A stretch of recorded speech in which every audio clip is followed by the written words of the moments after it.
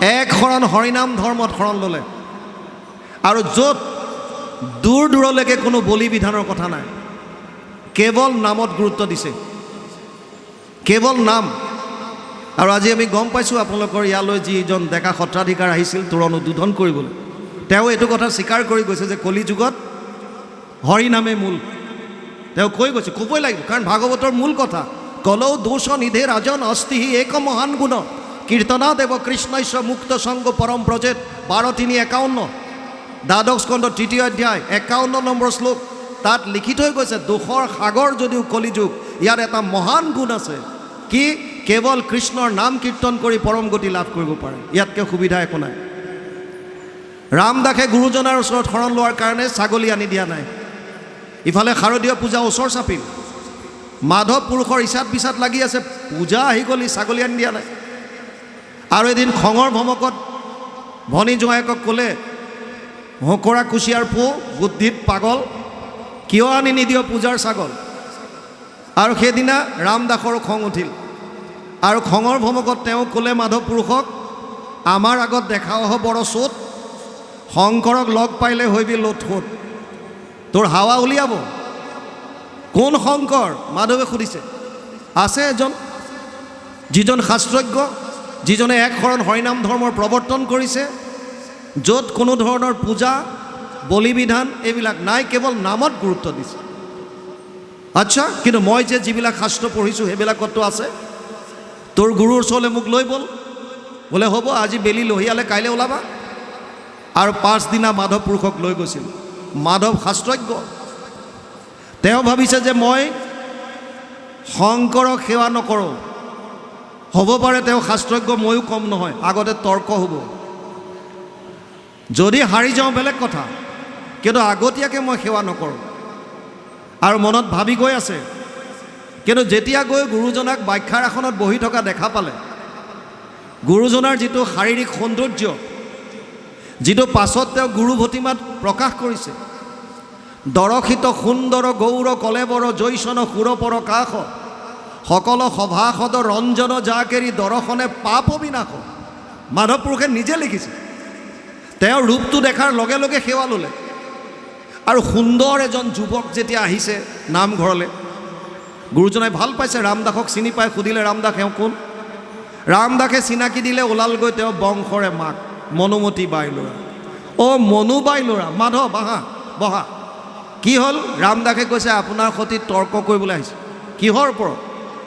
এওঁ কৈছে পাঠা ছাগলী আনি দিব লাগে, বলি দিব, আৰু মই কৈছোঁ এইবিলাকৰ কলিযুগত কাম নাই। এওঁ কৈছে শাস্ত্ৰত আছে, মই কৈছোঁ ইয়াত নাই, এতিয়া আপোনালোক দুজনে এইটো মীমাংসা কৰক।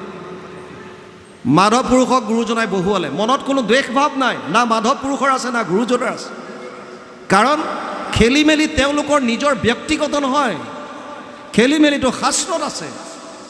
সেইকাৰণে দুইজনে যিখিনি শাস্ত্ৰ অধ্যয়ন কৰিছে তাক লৈ সন্মুখা সন্মুখী বহিছে। মাধৱ পুৰুষক ক'লে, মাধৱ তুমি কোৱা কি কি পাইছা?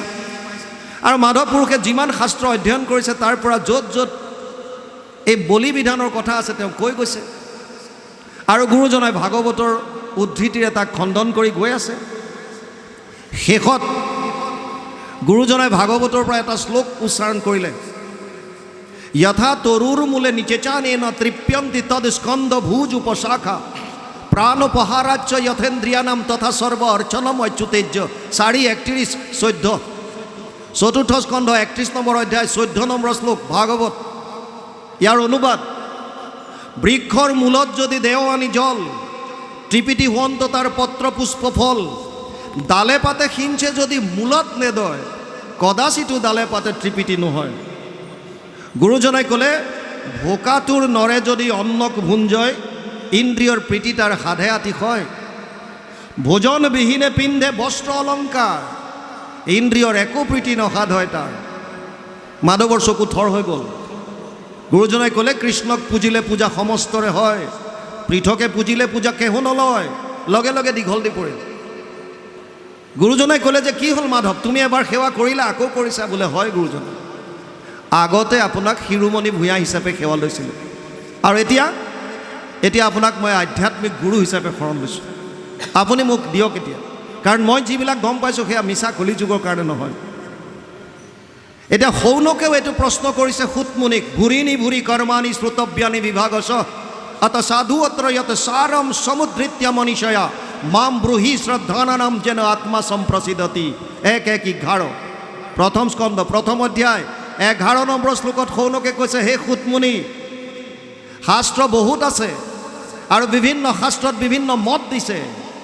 ক'ৰবাত যদি কৈছে যাগ যজ্ঞ পূজা পাতল কৰা, ক'ৰবাত কৈছে সেইটোত নোপোৱা তুমি, জপ তপ তীৰ্থ কৰা, ক'ৰবাত কৈছে তাতো তুমি নোপোৱা পৰম কল্যাণ, দান দক্ষিণা কৰা, ক'ৰবাত ক'লে তাতো নোপোৱা, বলি বিধান আছে তাতো নোপোৱা, ঘৰ দুৱাৰ বাদ দি সন্ন্যাস ব্ৰত ধাৰণ কৰা, ধ্যান ধাৰণা সমাধিৰে ঈশ্বৰক বিচাৰা। কোনটো মানিব কলিযুগৰ মানুহে বৰ্তমান সময়ত যিটো হৈ আছে? সেইকাৰণে কোনো মানুহক নিন্দা কৰিব নাপায়। যিসকলৰ হাতত যাগ যজ্ঞ পূজা পাতল বিষয়ক গ্ৰন্থ পঢ়িছে তেওঁলোকে সেইমতে চলিব। যিসকলৰ হাতত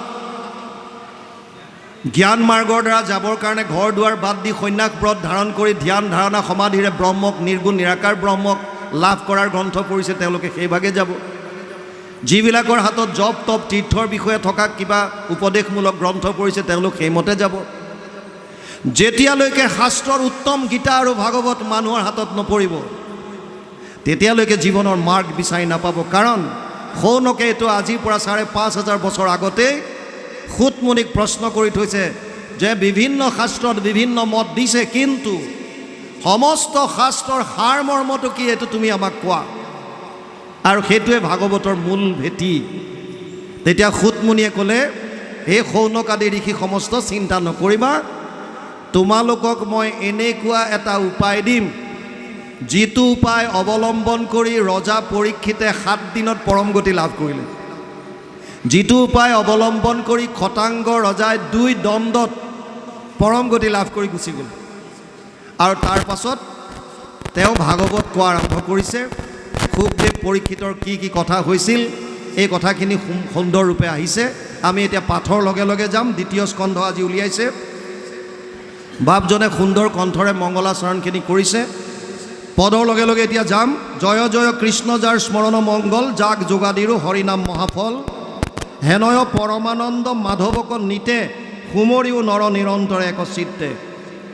যিকোনো কৰ্ম কৰিবলৈ যোৱাৰ প্ৰাক মুহূৰ্তত আপোনাৰ যিজন আৰাধ্য, যিজন ইষ্ট, সেইজনৰ স্তুতি গান কৰি আপোনাৰ কৰিবলগীয়া কৰ্মটো তেওঁৰ চৰণত অৰ্পণ কৰি মনৰ পৰা আন চিন্তা সকলোবিলাক আঁতৰাই তেওঁৰ চৰণতে মনটো একাগ্ৰত কৰি লৈ আপোনাৰ কৰ্মখিনি কৰিব লাগে। তাৰ কাৰণে প্ৰথমতে আৰাধ্যজনক ইয়াত স্তুতি কৰাৰ কাৰণে গুৰুজনাই যিহেতুকে মানৱীয় লীলা কৰিছে, তেওঁ আমাক ইয়াত কৃষ্ণৰ, তেওঁ নিজে অৱতাৰ হ'লেও কৃষ্ণৰ গুণানুকীৰ্তন কৰি দেখুৱাইছে, স্তুতি কৰি দেখুৱাইছে। তেওঁ প্ৰথমে লিখিলে, জয় জয় কৃষ্ণ যাৰ স্মৰণ মংগল। যিজনৰ নাম মাত্ৰ স্মৰণ কৰাটোৱে হৈছে মংগল। অৰ্জুনক গীতাত কৈছে, তস্মাৎ সৰ্বেষু কালেষু মাম অনুস্মৰ যুদ্ধজ্য ময়ো অৰ্পিত মনোবুদ্ধিৰ মামে বৈশ্যস্য সংশয়। 8ম অধ্যায় 7 নম্বৰ শ্লোক গীতা। হে অৰ্জুন, প্ৰতিটো মুহূৰ্তত মোৰ কথা স্মৰণ কৰ আৰু তোৰ কৰ্তব্য কৰ্মতা কৰি যা। আপুনি যদি ব্যৱসায়ী, ব্যৱহাৰ বাণিজ্য কৰক, কোনো আপত্তি নাই। আপুনি যদি কৃষি কৰ্মত আছে, কৃষি কৰ্ম কৰক, কোনো আপত্তি নাই। আপুনি যদি চাকৰি বাকৰি কৰিছে, চাকৰি কৰক, কোনো আপত্তি নাই।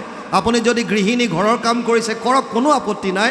কেৱল কৃষ্ণক স্মৰণ কৰিবলৈ দিছে, তেওঁৰ লীলাসমূহ স্মৰণ কৰিব দিছে। ইয়াতকৈ সুবিধা কি দিব?